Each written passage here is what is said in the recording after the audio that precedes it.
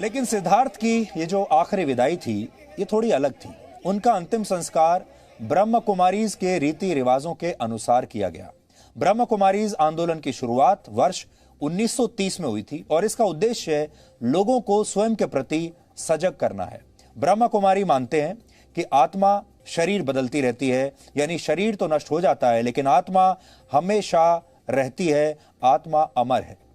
सिद्धार्थ वर्ष 2017 से ब्रह्म कुमारीज को फॉलो कर रहे थे और अक्सर इस संस्था के ध्यान शिविरों में वो जाया करते थे, मेडिटेशन के लिए जाया करते थे, वहां समय बिताया करते थे। इसलिए आज उनका अंतिम संस्कार भी इसी संस्था के रीति रिवाजों के हिसाब से किया गया। वैसे तो 40 साल की उम्र बहुत छोटी उम्र होती है। इस ऐसी छोटी उम्र में कौन जाता है, और जब किसी की मृत्यु इतनी छोटी उम्र में हो जाती है तो यह गम बहुत बड़ा होता है। और हमारे लिए और आपके लिए जो उनको नहीं जानते थे ठीक से, हमारे लिए तो ये बातें करना आसान है। ये बात आज उनके परिवार से पूछिए, उनकी माँ से पूछिए, उनकी बहनों से पूछिए, या जो उनके करीबी दोस्त थे उनसे पूछिए कि जब कोई व्यक्ति इतनी जल्दी चला जाता है तो उन पर क्या बीतती है।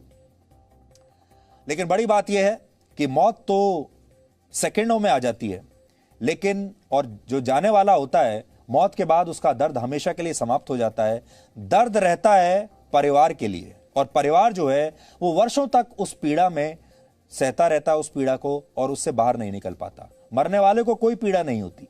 लेकिन आज सिद्धार्थ के परिवार ने उन्हें विदा करते समय ज्यादा आंसू नहीं बहाए, बल्कि उनकी आगे की यात्रा के लिए उन्होंने प्रार्थना की।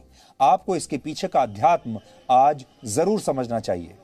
ब्रह्म कुमारीज मानते हैं कि शरीर और आत्मा दोनों अलग हैं। शरीर नष्ट हो जाता है लेकिन आत्मा अमर है, आत्मा हमेशा रहती है और आत्मा अपनी अगली यात्रा के लिए निकल जाती है। इसलिए जन्म की शुरुआत से ही आत्मा को मजबूत बनाने पर ध्यान दिया जाना चाहिए। इसलिए जब ब्रह्म कुमारीज का पालन करने वाले किसी व्यक्ति की मृत्यु होती है तो उसके शरीर को पहले तिलक लगाया जाता है, उस पर चंदन छिड़का जाता है, उसके पार्थिव शरीर के आसपास ओम की ध्वनि के साथ जाप किया जाता है।